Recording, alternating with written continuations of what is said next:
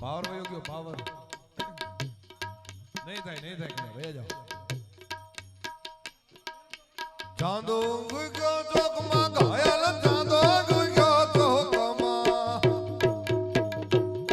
એ ચાંદો ગયો ચોકમાં ઘાયલ ઘાયલ ચાંદો ગયો ચોકમાં હે લરીડા હે લરીડા હરણું હાથ મિલે હાલાર સરવા ગરજાનિયા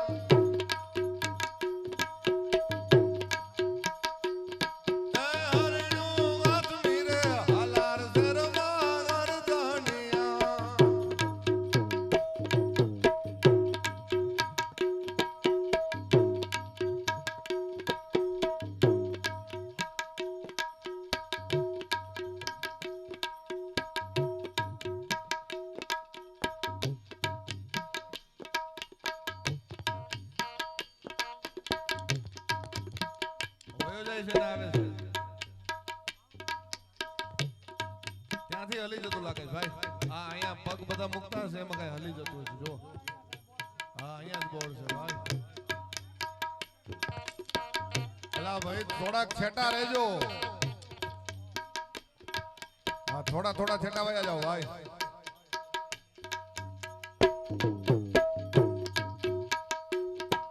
એ ચાંદો ગયો ચોકમાં ઘાયલ ચાંદો ગયો ચોકમાં ચાંદો ગયો ચોકમાં ચાંદો ગયો ચોકમાં હે લરીડા હે લરીડા ભાઈ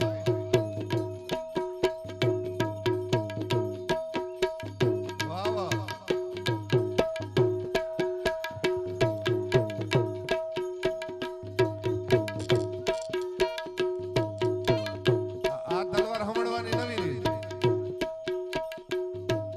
શોર્ટ લાકડી થઈ જાય છે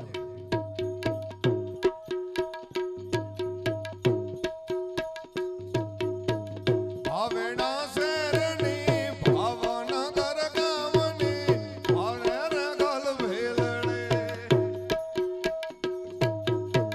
ભાવેણા શેરની મારા ભાવનગર ગામની અરે રગલ ભેલડે સરકારોની શેરીએ દરબારોની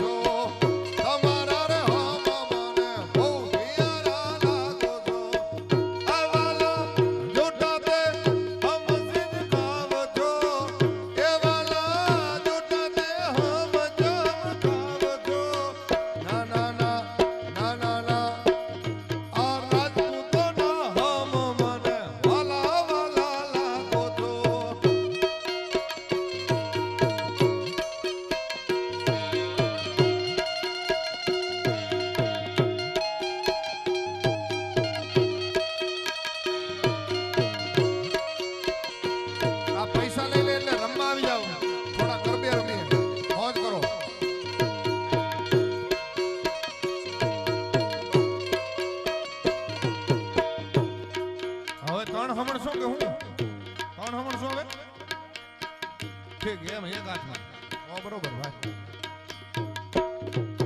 કોઈ વિચારમાં પડી ગયો મેં તો હું આવડું આ આખું હિન્દુસ્તાન ફેરો 3 મિનિટ કેવી રીતે ફોર્મ મળશે હું ઘડીક વાર ચિંતામાં થઈ ગયો આ રાજપૂતાના હાથ કરું ત્યાં આવજે ભવાની હાથ કરું ત્યાં આવજે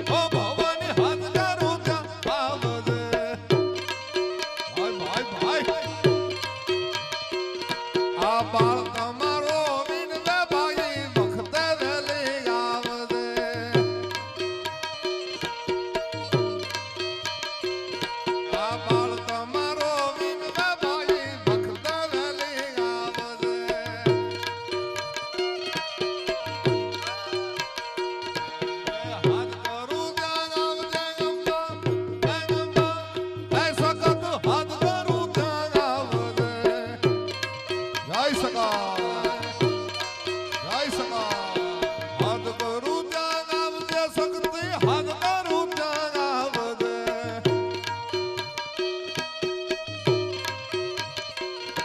આ તારણ તોળો મીનવા ગંબા ભક્તા વેલે આવજે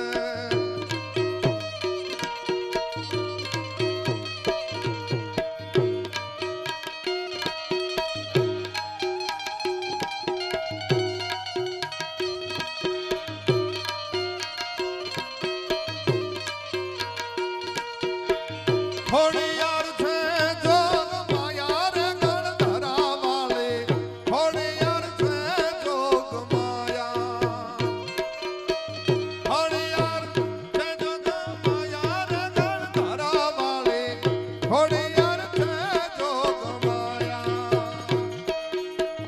આડીને આંગણી ગે આંધળાવે આવતા આડીને આંગણી ગે આંધળાવે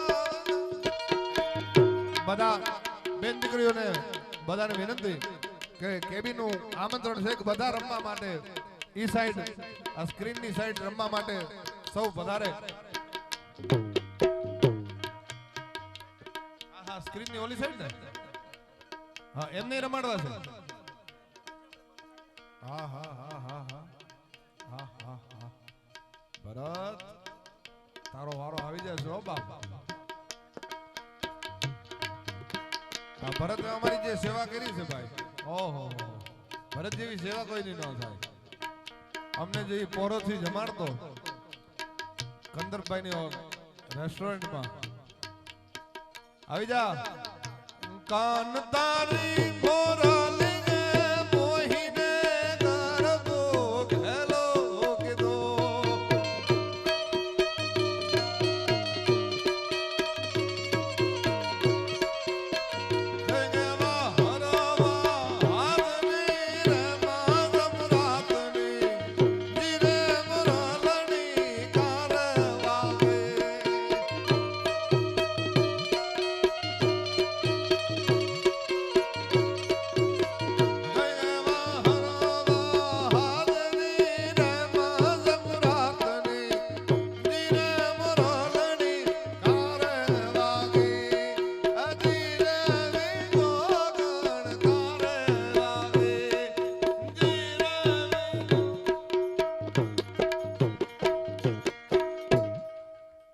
થોડી વાર વિરામ પછી એક નૃત્ય જોવાનું છે આ ઓલું મને એમ થાય કે આ ભાવનગરનું પરગણું જ છે અને ઘર આંગણે ઉઘરાણી એવું પાસે એવું લાગે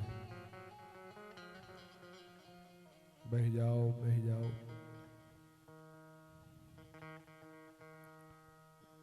બાપો બેહી જાઓ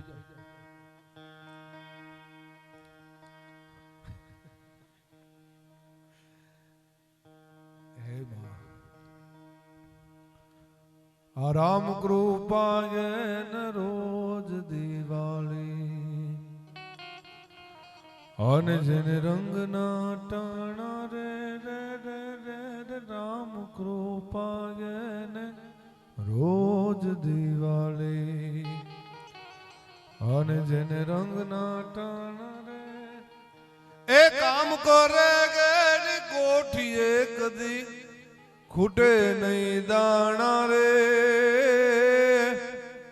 માટે રાજપૂતો બધા મોજ રહેવું ને મોજ રહેવું ભાઈ મોજ રહેવું રે પૂજ્ય સંત અહીંયા બિરાજે છે દેદાણ જગ્યાથી દેવેન્દ્રદાસ બાપુની અહીંયા હાજરી હોય અજ સંતોનો સ્વભાવ છે એવો જનતાની ગોદ ના જેવો એક ડગલું જ્યાં આગળ જોયું જનનીથી જગ સામ એક ડગલું જ્યાં આગળ જોયું જનનીથી જગ સામ માત હુરાવે અને આ વસંત જગાડે એમાં દુહુર આવે અને આ વસંત જગાડે પાછો ભેળવી દે ભગવંત સંતોનો એ જ સંતોનો સ્વભાવ છે એવો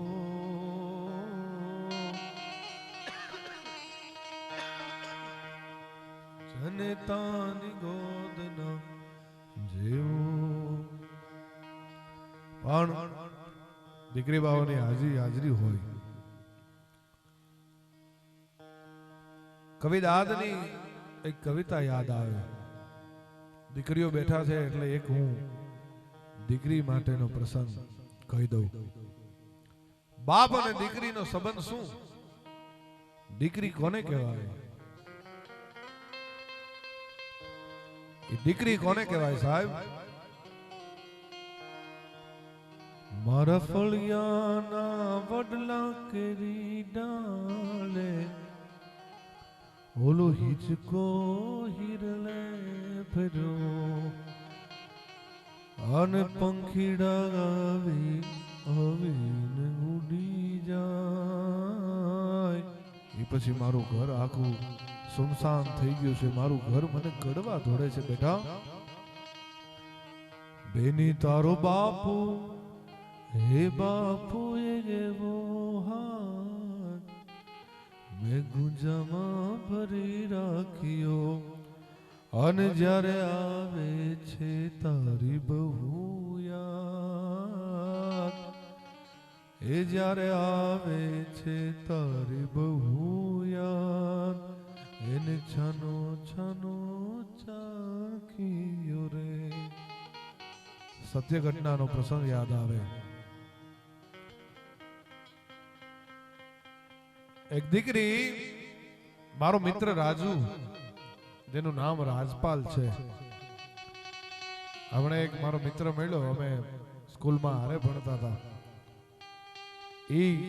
હું રાજપાલ અમે બધા એક બાકડે બેસવા વાળા, એક બેચ ઉપર બેસતા.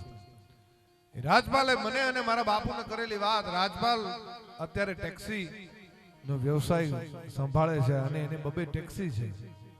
એ 10 વર્ષ પહેલા મને અને મારા બાપુને કરેલી વાત કે બાપુ હું ભાવનગરથી એક દર્દીને ઉતારવા માટે ભાવનગરથી બરોડા જતો હતો. એમાં બરોડા ઈ દર્દીને હું હોસ્પિટલમાં ઉતારી દઉં છું અને પછી હું જ્યાં હોસ્પિટલના ગેટે આવીને ઉભો રહું છું, ત્યાં એક દીકરી, જવાન દીકરી છે, દરેકને કંઈક વિનંતી કરતી હોય એવું લાગે છે, પણ એની કોઈ વિનંતી સાંભળતું નથી. બધા એને હડથેલે છે, આગી હડથેલે છે, એની વિનંતી કોઈ નથી સાંભળતો. એટલે મને એમ થયું કે લાવને હું એ દીકરીને જઈને પૂછું. રાજપૂતનો મારું લોહી રહ્યું એટલે મને એમ થયું કે લાવ હું જઈને પૂછું કે રૂપિયા ખૂટી ગયા છે, કોઈ ખોવાઈ ગયું છે, શું તકલીફ છે. દીકરીને જઈને પૂછે છે કે બેટા રૂપિયા ખૂટી ગયા, કોઈ ખોવાઈ ગયું છે, કેમ રોવે? દીકરી રોતી રોતી કહે છે કે ભાઈ રૂપિયા નથી ખૂટી ગયા અને જે ખોવાઈ ગયું છે એ હવે પાછું આવે એમ પણ નથી. કેમ બેન? દીકરી કહે છે કે હું અને મારા બાપુ એ કેશોદથી અમે પાવાગઢ દર્શન કરવા માટે જતા હતા. એમાં રસ્તામાં એક્સિડન્ટ થયો. મને થોડું વાગ્યું, મારા બાપને ઘણું વાગ્યું. ડોક્ટરોએ ઘણી કોશિશ કરી પણ મારા બાપને બચાવી ન શક્યા. આજ મારા બાપનું સવારે મૃત્યુ થયું. હું સવારથી બધાને વિનંતી કરું છું કે મારા બાપના ડેડ બોડીને કોઈ કેશોદ સુધી મૂકી જાઓ ને, મારા બાપના મૃતદેહને કોઈ કેશોદ સુધી મૂકી જાઓ ને. પણ જુવાન દીકરી છું ને ભાઈ, મારી ઉપર કોઈ વિશ્વાસ નથી કરતો. રાજપાલભાઈ કહે છે કે બેન અને બાપુ માર નથી રે માડીનો જાયો વીર, મારા જવતલ કોણ હોમ છે રે. એ એ મરેલા બાપના માથે દીકરી હાથ ફેરવતી જાય છે અને દીકરી વાત કરતી જાય છે, બાપુ તમે સેજે ગભરાશો માં, તમને કાઈ નથી વાર્યું કેશો, તમે ન ગભરાશો, હું તમારી આ સિંહણ જેવી દીકરી, તમને કાઈ ન થવા દો બાપુ, ગાડી ઊભી રાખો. આ સામે એ દીકરી ચાવી લેવા ગઈ, કલાક થઈ, 2 કલાક થઈ, પણ દીકરી પાછી ન આવી. પરોડિયું થયું, ગામના માણસો ની અવરજવર ચાલુ થઈ. લાડોશી પાડોશી ને રાજપાલભાઈએ જઈને જગાડ્યા અને કીધું કે ભાઈ આ સામે ખડકી રહી ને એ ભાઈનો મૃતદેહ હું લઈને આવ્યો છું, પણ એની દીકરી ચાવી લેવા ગઈ છે, હજી ચાવી લઈને પાછી નથી આવી. પાડોશી કઈ બોલતા નથી અને એ ખડકીનો ઉપર હથોડીના ઘા કરીને ખડકીનું તાળું તોડી નાખ્યું. ખડકીનું તાળું તોડીને ભાઈના ઘરમાં એ ઓસરીમાં એ ભાઈનો મૃતદેહ સુવડાવવામાં આવ્યો. રાજુભાઈ કહે છે કે હું ઈ ઓસરીની દિવાલ ઉપર એક ફોટો ટીંગાતો જોઉં છું અને ફોટાને સુખડનો હાર ચડાવેલો છે. એટલે પાડોશીને પૂછ્યું મેં કે ભાઈ આ ફોટો કોનો? એટલે પાડોશી જવાબ આપે છે કે આ ભાઈ જે ગુજરી ગયા ને એને એક જ દીકરી હતી અને ઈ દીકરી જેથી 3 વર્ષની હતી ને તેથી દીકરીને મૂકીને માં મરી ગઈ, પણ દીકરીને દુઃખ ન થાય એટલે બાપે બીજું ઘર ન કર્યું. દીકરીને દુઃખ ન થાય એટલે બાપે બીજું ઘર ન કર્યું અને 3 વર્ષ પહેલા આ જેનો ફોટો છે ને એ દીકરી પણ એના બાપને મૂકીને મરી ગઈ હતી અને આ ભાઈને હવે દુનિયામાં બીજું કોઈ નહોતું. રાજુભાઈ કે શું વાત કરે? આ ફોટો છે એ દીકરી? કે હા, આ દીકરીને ઈ એના બાપને મૂકીને 3 વર્ષ પહેલા મરી ગઈ. રાજુભાઈ કે વાત શું કરે ભલા માણસ? આ દીકરી તો એના બાપનો મૃતદેહ લઈને મને અહીંયા સુધી લઈ આવી છે. સાહેબ, પારકા ગામમાં પોતાના બાપનો મૃતદેહ રજડે નહીં એટલે ભૂત બનીને પ્રેત બનીને એ પોતાના બાપનો મૃતદેહ બરોડાથી ઠેઠ કેશોદ સુધી લઈ આવે, એનું નામ બાપ અને દીકરીનો પ્રેમ કહેવાય. સાહેબ, જેવો તેવો નહીં.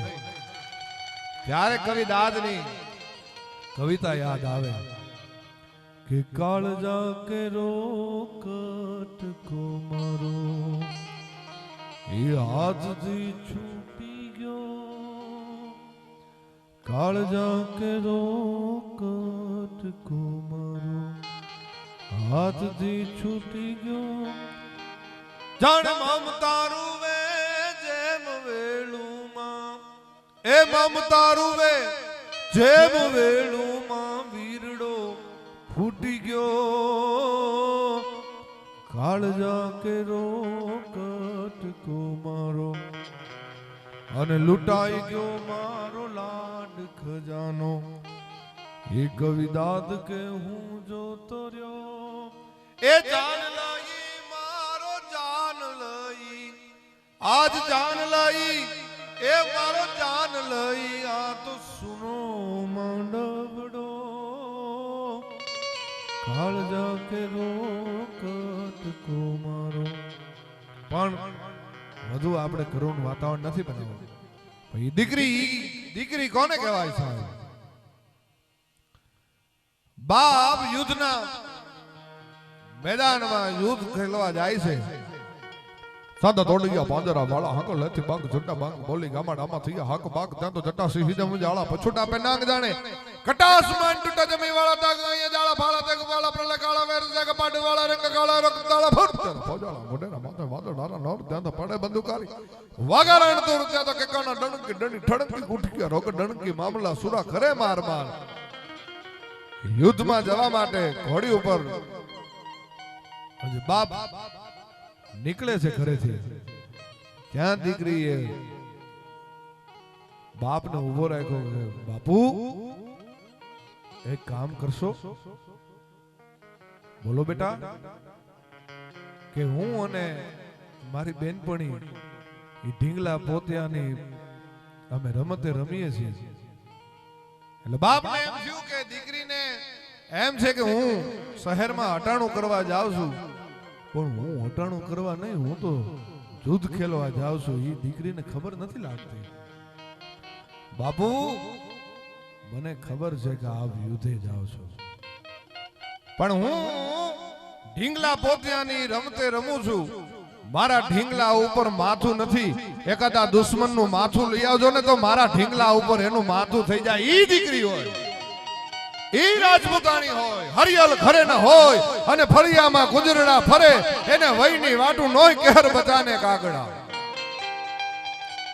પૃથ્વીરાજ રાઠોડ સાહેબ મરદનું ફાડ્યું. અરે વળે નહીં કાંઈ દુનિયામાં કરે ગે ગે કે ફે ફે થી. હમણે તમે અહીંયા ઉલળતા હતી, મને બહુ મજા નહોતી આવતી. આ હું ચારણ છું અને સાચું કેવું ઈ મારો ધર્મ છે. અમુક જગ્યાએ રાજપૂત હારો લાગે. કોક નાચતા હોય ને આપણે ઘોડું કરતા હારા ન લાગે. બીજે કરવી નહીં સાહેબ. ઈ કરવી બોમ્બે, પણ ઈ આપણે જવાય નહીં, આપણા લોહીમાં નથી મામા. હરિયલ ઘરે ન હોય અને ફળિયામાં કુંજરડા ફરે, પણ એની વાયની વાટું નો ઘર બચાને કાગડા. વળાને કાંઈ દુનિયામાં કરે ગે ગે કે ફે ફે થી ઘડીક શણગાર મરદો નો સજી લ્યો તો મજા આવે. અને મજા કઈ ઓર આવે દાદ. કાયર વેશ મૂકો તો કદંબે કાળ ની હામાં ભરી લ્યો તો મજા આવે. ઈ જેમ તેમ નો હોય સાહેબ. આ રાજપૂત નો દીકરો ઈ કઈ બાયુ ગાતી હોય એની ઉપર રૂપિયા ઉછળતો ઈ હારો ન લાગે સાહેબ. હા ઈ જેમ તેમ નો. મને ઘણું કઈક અંદર થતું હતું, પણ હવે કેમ મારે ઊભું રખાવું. કોઈ બીજી વાર વાગ્યું એટલે મેં બંધ કરાવ્યું કે હવે બંધ કર, હવે બંધ કર, હવે નથી સારું લાગતું. જ્યારે રાજપૂતો ખોટા રસ્તે ગયા છે ને, ત્યારે ચારણ ઈ કાટલો પકડીને લઈ આવ્યો છો. તું રાજપૂત છો, તારીથી આ ન થઈ શકે સાહેબ. હા આપણી ફરજમાં આવે છે. ચારણ ખોટા રસ્તે જતો હોય તો ઈ ક્ષત્રિયના ફરજમાં આવે છે, તારીથી આ કામ નથી થતું. એમ ચારણની ફરજમાં આવે છે, ક્ષત્રિયનો દીકરો એ ખોટા રસ્તે જતો હોય તો એને પાછો વાળવો સાહેબ. અને ચારણ એક ક્ષત્રિયો ઉપર કેટલું ગૌરવ લઈ શકે. લીમડી રાજકવિ શંકરદાસજી એ પોતે એમ કહેતા કે મારી આંખે તમે પાટા બાંધી દો અને મારી સમક્ષ 18 જ્ઞાતિના 18 જુવાનિયાને ઊભા રાખો, હું બાવડું પકડીને કહી દઉં કે આ રાજપૂત છે. તો કે ઈ કેમ બને? શંકરદાસજી જવાબ દે છે કે સાંભળો, 6 મહિનાનું બાળક હોય, સમજતા ન શીખવું હોય, ઈ હજી 6 મહિનાનું બાળક હોય ને સમજતા ન શીખવું હોય ને ઘરમાં પ્રસંગ હોય, ઈ માં કોઈને ફોપીને ગઈ હોય દીકરાને, અને દીકરો કજીએ ચડે, પછી ગમે એવી સ્વરૂપવાન બાઈ આવે અને દીકરાને તેડે પણ છાનું ન રહે. અને જ્યાં એને ધૂળ ભરેલી માં આવે, હા હા હા મારા હવજ, મારા વીર, મારા વિહામણ, એક જ્યાં માથે હાથ ફેરે ત્યાં છોકરું છાનું રહી જાય. તો ઈ કેમ બને? એટલે શંકરદાસજી એમ કહે છે કે જો મારામાં હાચું ચારણનું લોહી હોય, ઈ સ્પર્શની ભાષા છે. મારામાં જો હાચું ચારણનું લોહી હોય ને સામે જો રાજપૂતમાં હાચું રાજપૂતનું લોહી હોય તો હું બાવડું પકડીને કહી દઉં કે આ રાજપૂત છે સાહેબ. ઈ આપણા સંબંધો રહ્યા છે, સંબંધો જેવા તેવા નથી. ઈ અકબરના દરબારમાં દુર્સાજી આઠા નામનો ચારણ. અકબરે કીધું કે કવિરાજ, મેં તમારા રાણાને જોયો નથી, તમારા રાણાનું શબ્દ ચિત્ર તો આપો, તમારો રાણો છે કેવો? તેથી દુશ્મનની કચેરીમાં બેઠા બેઠા 76 દુહા ચારણે કીધા સાહેબ કે સાંભળી લેજે અકબર, અમારો રાણો કેવો છે. અકબર ઘોર ગંધા એમાં ઉખાણા હિન્દુ ગવાર. અકબર શાહ, તારી જે સત્તારૂપી રાતડી હિન્દુસ્તાન ઉપર પડી છે એમાં દરેક હિન્દુ સુઈ ગયા છે. અકબર ઘોર ગંધાર એમાં ઉખાણા હિન્દુ ગવાર પણ જાગે જગદાધાર. હજી મારો પહોરે રાણ પ્રતાપસિંહ અકબર સમત ગથા એમાં ડુબાવી સારી દણી પણ મેવાડો તીણ માં. હજી મારો પોયણ રાણ પ્રતાપસિંહ અકબર પથરંગ અનેક એ કઈક પુપત ભેળા ગયા પણ હાથ નહીં લાગે હેક. હજી મારો પારસ રાણ પ્રતાપસિંહ સાહેબ. ઈ ગૌરવ લેવા વાળા ચારણો, ઈ જેવા તેવા નહીં. આ કોક નાચતા હોય, કોક બાયુ નાચતી હોય ને આપણે રૂપિયા ઉડાડતા હારા ન લાગીએ સાહેબ.